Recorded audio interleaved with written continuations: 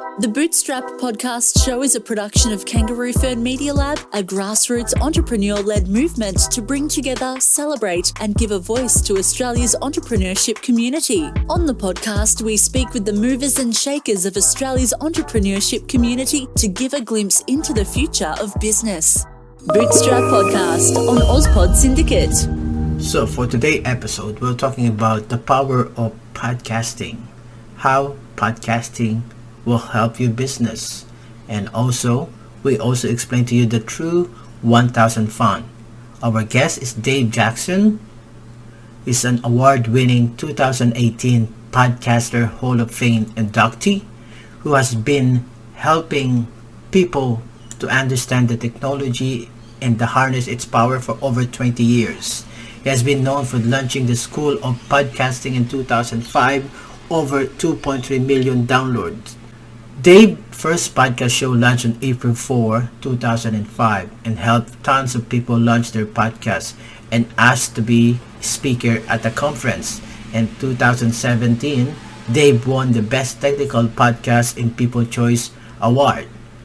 You can check him on Twitter at twitter.com/Dave Jackson, on Facebook.com School of Podcasting, and YouTube Personal Podcast Coach, and of course on Instagram, it's instagram.com School of Podcasting, and LinkedIn Dave Jackson. You can also check his website at schoolofpodcasting.com.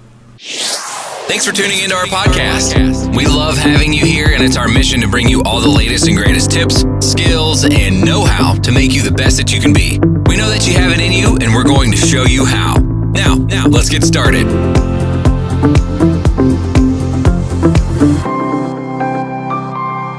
Please welcome Dave Jackson. Thank you for your time, Dave. Oh, I'm so glad to be here. I'm looking forward to this. Thank you so much. So let's start on the beginning. So because on your book, you tell story, how did you start it?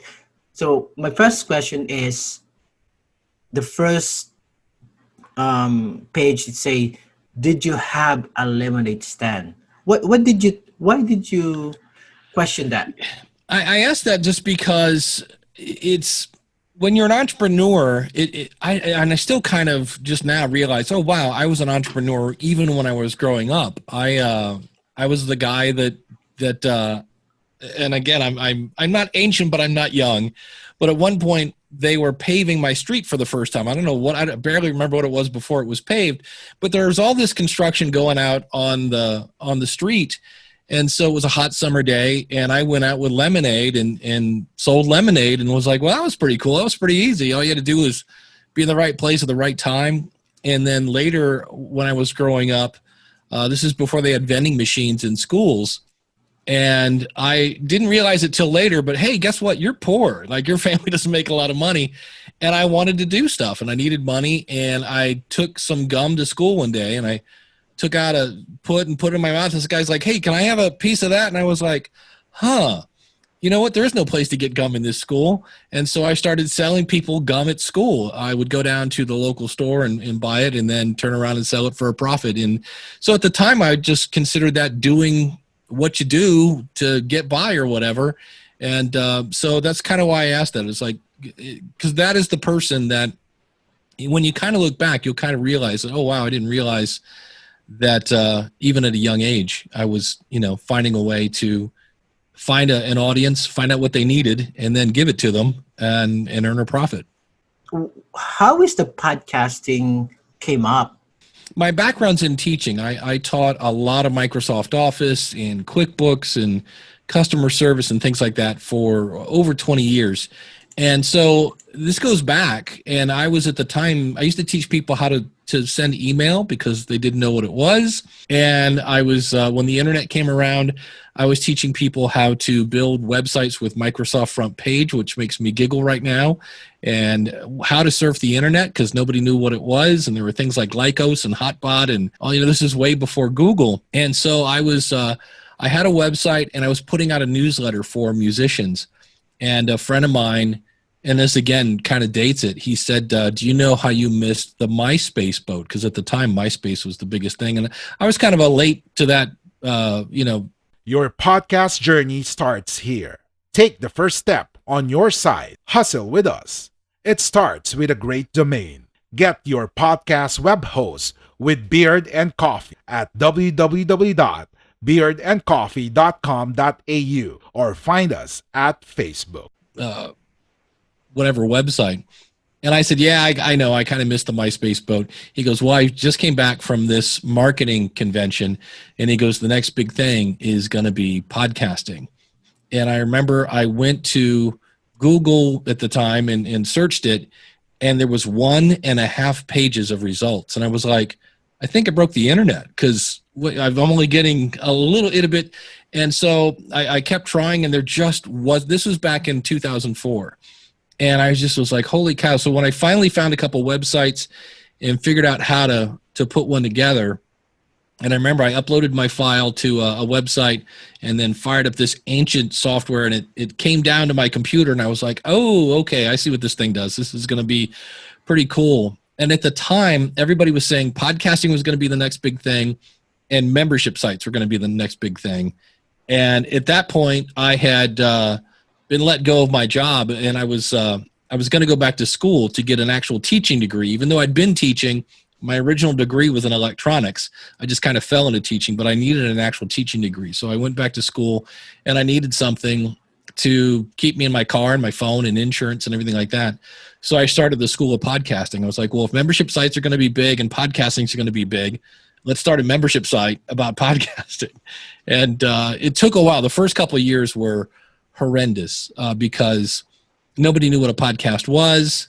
And once you finally explained what it was, they didn't want anything to do with it. And that's why the really first kind of big surge of listeners were all the kind of technical geeky people, because they're the only people that could figure it out.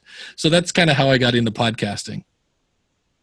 Because on your book saying during your younger years, you was bagging in a grocery, but you get fired because you're not talking to the customer. But now you are on podcasting. Huh?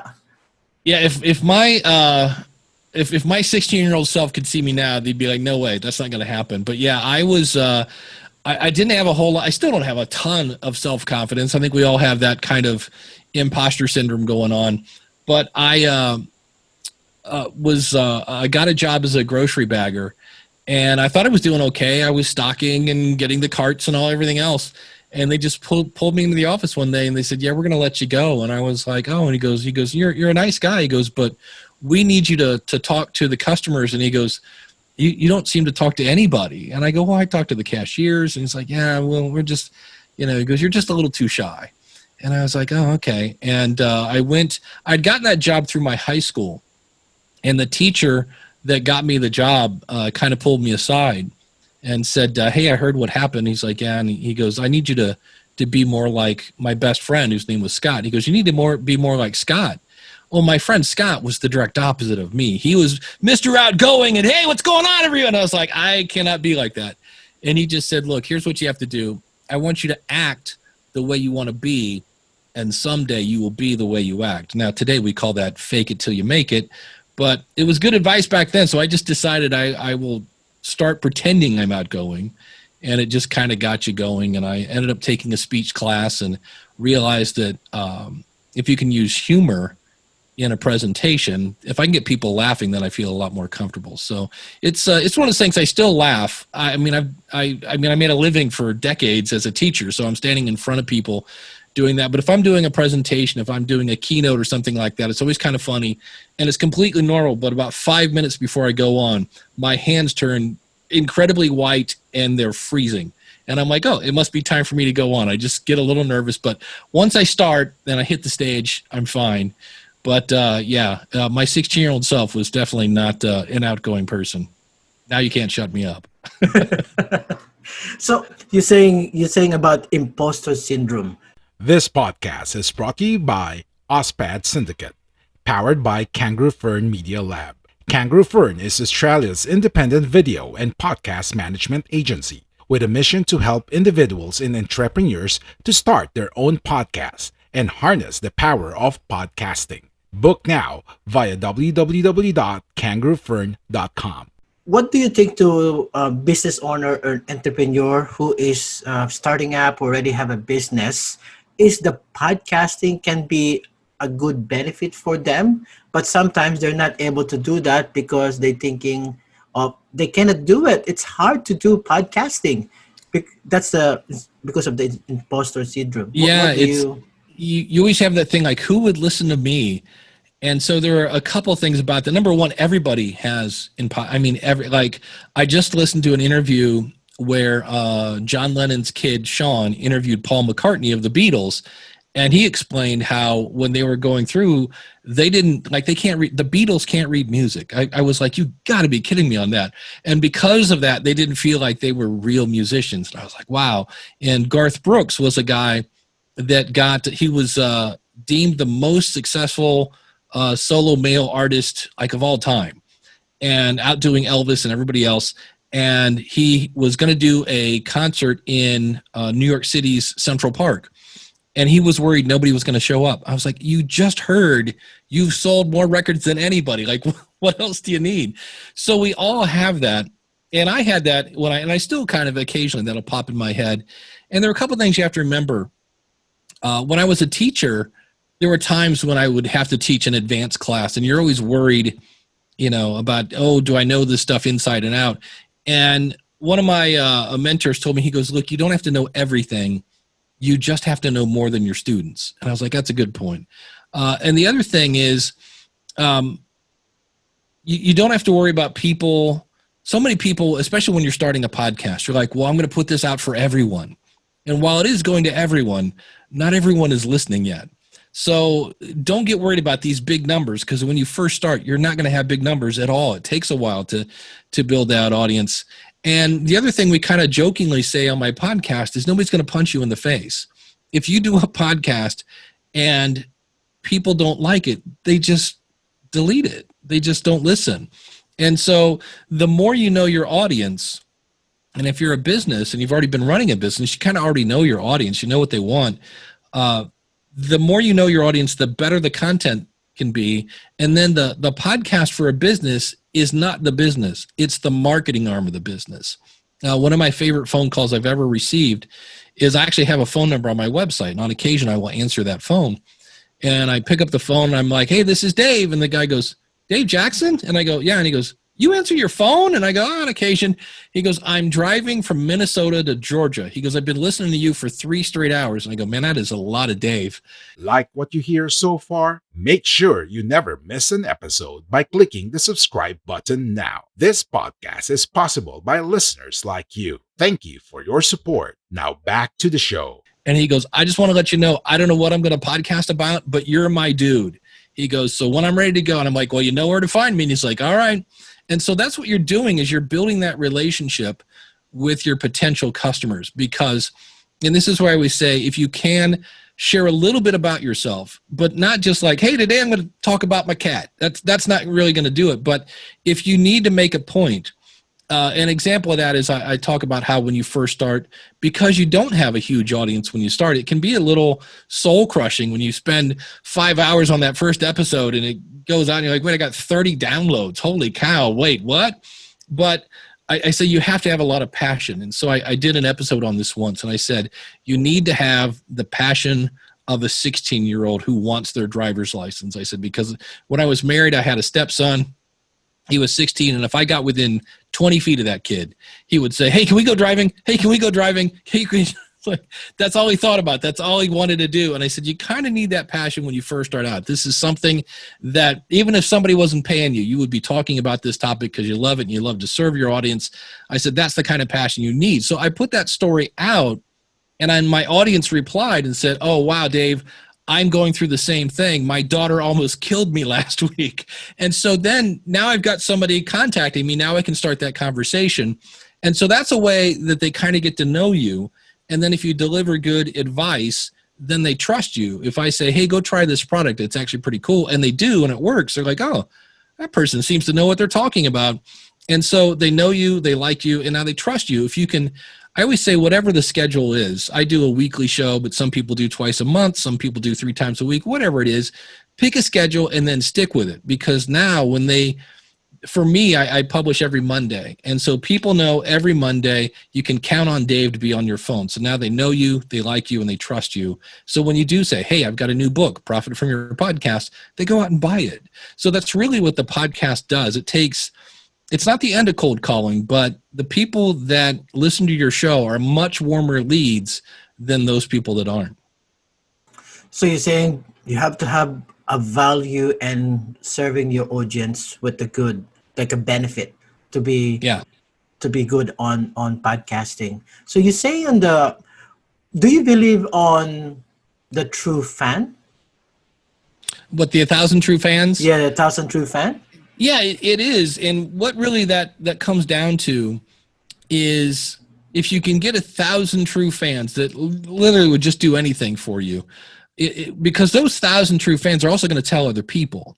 That's really, so many times it's amazing how people will just start telling their friends and this and that. So it's and it obviously depends on what your market is and what your business is. But when you get 1,000 true fans, that means you've got about 9,000 not super duper fans, but you got a lot of people that really like your stuff. So when you have 1,000 people, because one of the things I talk about in the book is crowdfunding, things like Patreon. And I said, the more I researched this, it was around 3% of your audience are the people that are actually going to take action to get more information or whatever they're doing. So that means 97% of your audience, they like you, they trust you, but they're not really ready to take action yet or things like that. So if you have 1,000 true fans and that's 3%, that means you have a ginormous audience. So yeah, I would definitely think it's, and I think that's the key there, is 1,000 true fans, not 1,000, Dave's okay kind of fans. You need them to be, just knocking on the door. So there's a controversy about a lot of podcasters, especially if they have a guest, they always ask them or email them, can you rate and review this episode? Is that because of rate and review you get your places on Apple Podcasts? So that's what everybody that's what everybody says, and that's it's a falsehood. It's one of those things that it's been repeated so often. We are Independent Podcast Network. We are Guerrilla Podcast Syndicate. Would you like to hear your brand while supporting quality podcasts? Contact us now at advertise@guerrillapodcastsyndicate.com. Rate and review the show. It helps us get found. It helps us get found. It helps us get found. And it absolutely 100%. And you can prove this so easily. It does not help you get found. Now, what it is, it's social proof. And I know of one instance where it came in handy, where somebody was trying to get a sponsor and they went out to their show on Apple and was like, wow, you've got, a fair amount of reviews. And they said, yeah, we have a really active audience. That's beneficial, but it's not. I have a friend of mine, Paul Culligan, right now that has a client who is number 5 in like the fitness realm. And he had a screenshot of it. And he goes, that person at number 5 has 0 reviews. He goes, now the guys in 1 and 2, and you'll see where like number 1 has like 135 reviews and number 2 has 18 and number 3 has 47 and he has 0. So it's just one of those things that's been repeated so often that everybody believes that it's true, and it's just not. And if people would take a second to do some research, they could see that. That was the other one too. People used to say you have to launch with at least 8 episodes, because when somebody subscribes, you'll get 8 downloads. And I'm like, that takes 5 seconds to just test. And when you do, if I launch with 8 episodes and I subscribe, I get 1 download. The other 7 episodes, the person has to manually go in and click on. And so it's just one of those things where, nobody does their homework. They're like, oh, really? Great. And off they go. And I get that if you're hearing things from somebody that you trust. But the problem is when you get bad information out there, if it keeps getting repeated and repeated. In the early days of podcasting, somebody said the Blue Yeti was a good microphone. And it's not a bad microphone, but nobody said, oh, by the way, be sure to read the instructions so you know how to use it. And I see video after video of somebody who sounds like they're recording in their bathroom, talking into the top of a microphone that you don't talk into the top of it. You talk into it on the side, and there's a setting where it can pick up every single direction, which you don't want, or you can put it on a setting to only pick up from the front. And so many times people are way far away from their microphone with it set wrong and talking into the top of it. So there's always those things where it's like, well, yeah, somebody said that's a good microphone, but no, they miss the details. And that's where people like you and I come along, the live and breathe podcasting, to say, hey, you need to tweak that a little bit. So the next question I have for you, Dave, is that what has been your most unexpected surprise during your podcasting journey so far? Yeah, it's still.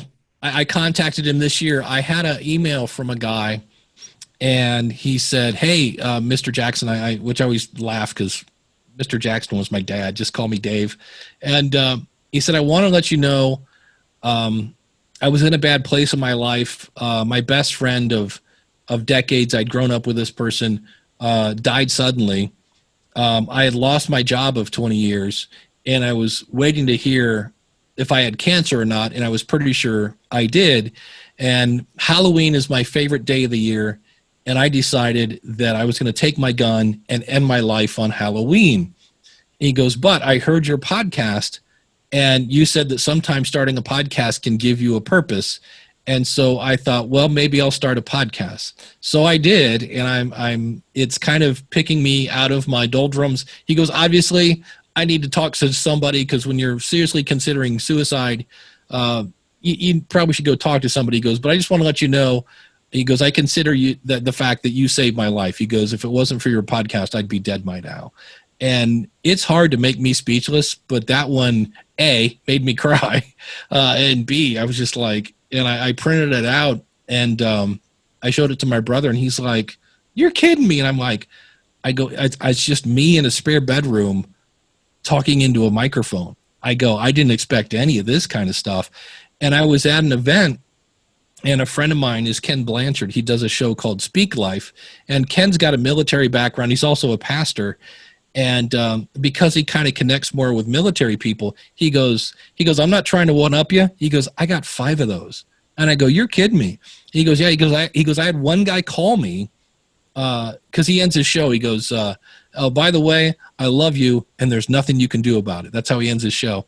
And he said he had a guy call him who was literally on the top of a building ready to jump. And he goes, "I literally had to talk him off the ledge." And I go, "Dude, he goes, "I'm not trained for that." He goes, "But they believe in you and they trust you." And it's like, he goes, "This guy calls." And then once I realized what was going on, he goes, "I just looked at my wife and said, I'm going to be a minute."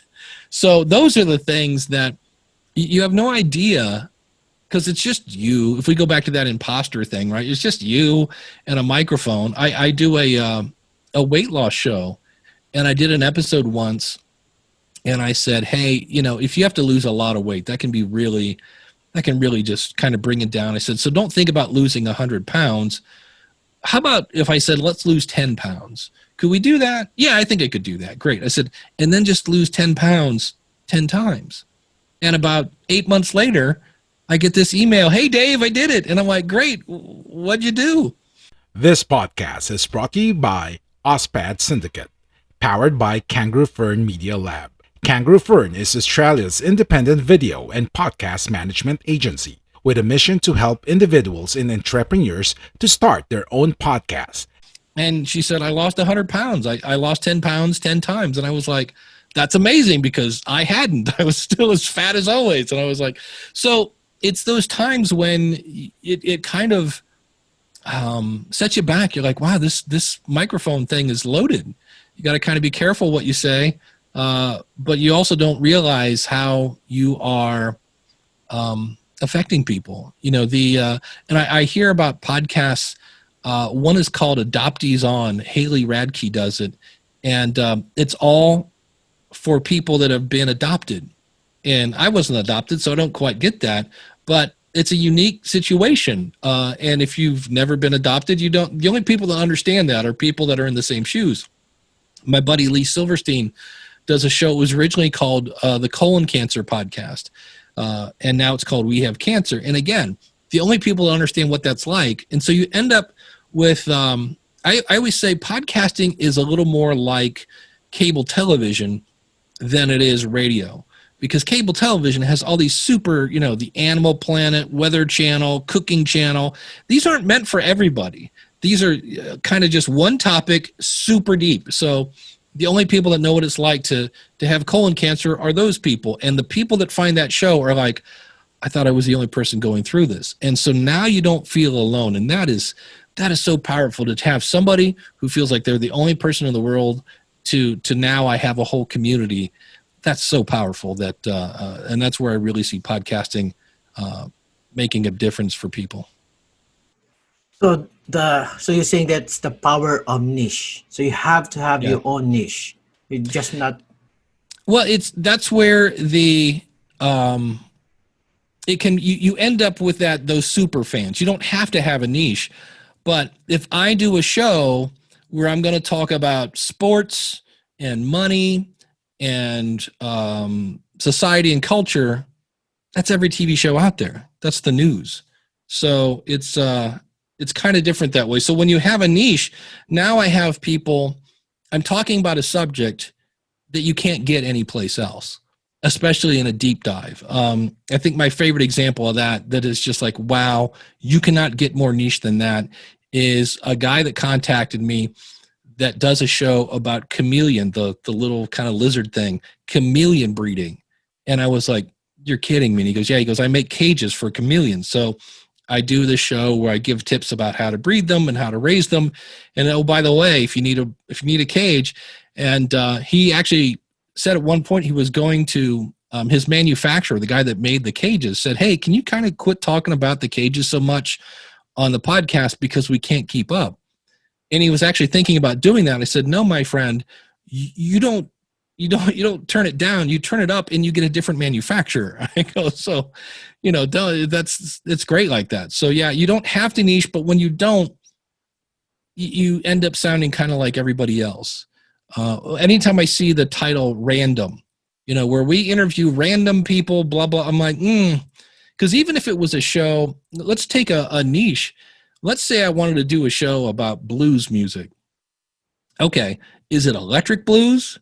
Is it old Delta blues stuff? Or if it was a show about the guitar, is it for the beginner that's like, here's the name of the strings? Or is it for the shredder who can already just play their face off? Because if it's for the beginner, the advanced person is going to be bored. And if it's for the advanced person, well, the beginner's lost.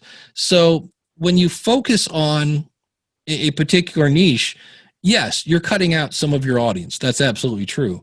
But the people that like, oh my gosh, I thought this was for me. Another example, I had a client of mine that I was coaching, and she did a show. Her son was fairly high on the autism spectrum, and she loved Disney, and so did he. And so she did a show called Special Mouse. And it was all about how to take people with special needs to amusement parks. And she was, well, you talk about somebody who knew the ins and outs. She knew everything, every single law that parks had to follow and things like that. And she never had thousands of downloads, nowhere near. But the people that found that show were like, oh my gosh, I thought I was the only person going through that. And she actually got a sponsor. She found somebody in Florida where the parks were that specialized in transporting people with special needs. So you don't always need a giant audience to attract sponsors. All right. So do you have any final advice, anything else you want to share with our business owner, our entrepreneurs who may be considering starting their own podcast? Yeah, those questions that you are tired of answering are great episodes. I have a website, Best Podcasting Gear, because people would say, what's the best microphone for under $100? And I would answer, I said, for more information, go over here. And then they go, well, who should I use for a media host? I'm like, oh, I recommend Libsyn, but here's if you want more information. So all those common questions that you're like, man, if I have to answer that again, make those episodes, because if somebody's asking you that also means they're probably typing it into Google. And how this works is when they come to your website, and there's a player on there, because really all a podcast is, it's a blog post with media attached to it. There's more to it, but bare bones minimum, that's it. And so what happens now is they go to that website, they click play, and they might be reading your notes, but they're listening. But to Google's eyes, they sent somebody to that page, and they stayed there for 10 minutes. And Google goes, that must be really good information, because every time I send somebody to that site, they stay there longer. And so that will actually help you in the rankings of Google, because Google starts to say, that must be very valuable because people spend a lot of time on that website. So if you're not sure how to start a podcast and things like that, that's a good place to do that. And of course, you can always join the School of Podcasting, and I'll help you with that. Thank you so much. So any parting word before we wrap up the podcast show? No, just thanks for having me on, and I really appreciate it. And I'll just reinstate my little inside joke. Nobody's going to punch you in the face. If you start a podcast, I always say you will either come across with a great marketing piece, or you're going to come across with some sort of lesson that, okay, that wasn't for me. But it does take a little time to get up and going. But once it gets going, it's like a train. Trains start off slow, but once they build up, boy, then it's hard to stop them. And that's kind of how a podcast is. Thank you for your time, and to our audience as well. So if you want to connect with Dave, so just go to schoolofpodcasting.com and on any social. So the Twitter is twitter.com Dave Jackson. On the facebook.com/School of Podcasting. And of course on YouTube, which I always watch him, especially the last episode I watched is about how to value your guests. So it's very informative. So you can go to the YouTube page. It is Personal Podcast Coach, and the Instagram as well is School of Podcasting. And of course, Dave also in LinkedIn as well. So just search Dave Jackson. Thank you so much, Dave, for your time, and see you next week again for another episode of the Bootstrap Podcast. Thank you. Please like, subscribe, and share, and also join our Facebook group, Rebounds Australia. Thank you. Thank you for listening. Make sure to visit our website at www.auspodsyndicate.com.au, where you can subscribe to the show in Apple Podcasts, Google Podcasts, Spotify, Stitcher, or via RSS, so you'll never miss a show. While you're at it, if you found value in this show, rate and review this podcast and share it with your friends. You can also join the conversation with AusPod Syndicate on Facebook, Twitter, and Instagram. Please consider on making a donation to help us keep making the podcast you love. If you have any questions, feel free to reach out to us.